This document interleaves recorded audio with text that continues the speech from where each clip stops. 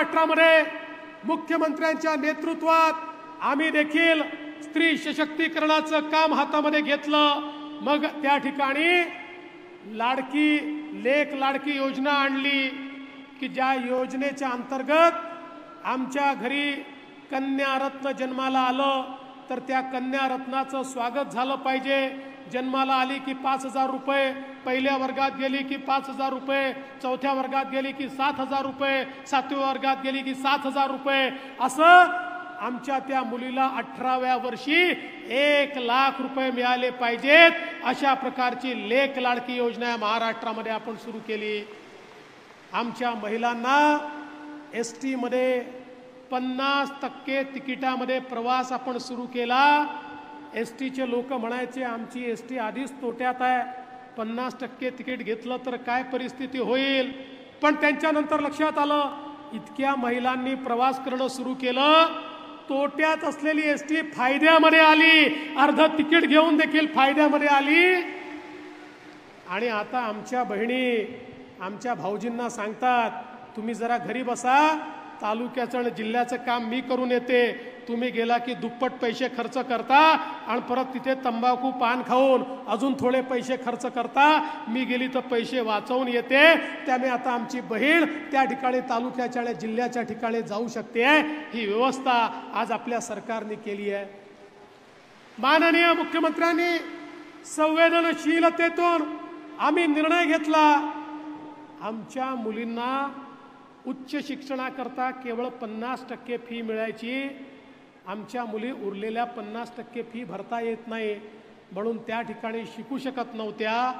आता 507 कोर्सेसमध्ये इंजिनिअरिंग असो, मेडिकल असो, MBA असो, हायटेक असो, बीटेक असो, 507 कोर्सेसमध्ये आमच्या मुलींना 100% फी ही सरकारच्या वतीनं भरण्याचा निर्णय आपण घेतला।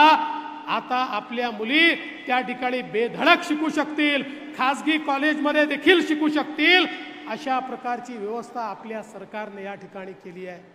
आणि यासोबत लाडकी बहीण सारखी योजना की ज्या योजनेमध्ये 1,500 रुपये महिलांच्या खात्यामध्ये थेट आपण त्या ठिकाणी देतोय।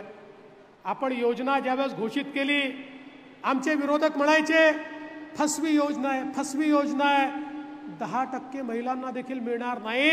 मला सांगताना आनंद वाटतो पहिल्याच झटक्यामध्ये 1 कोटीपेक्षा जास्त महिलांच्या खात्यामध्ये पैसे पोचले आणि उर्वरित सगळ्या महिलांच्या खात्यात पैसे जाणार, एकही बहीण वंचित राहू देणार नाही।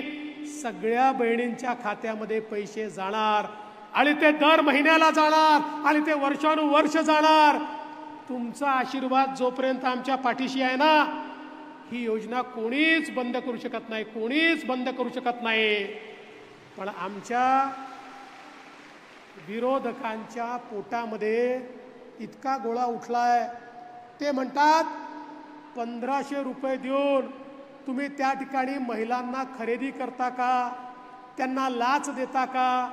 अरे वेड्यांनो, बहिणीचं आणि आईचं प्रेम कोणीच खरेदी करू शकलं नाही। प्रत्यक्ष ईश्वर देखील उतरला आणि त्यांनी म्हटलं बहिणीचं प्रेम खरेदी करतो, तरी ते खरेदी करता येत नाही। हे अनमोल प्रेम आहे, हे बहुमोल प्रेम आहे।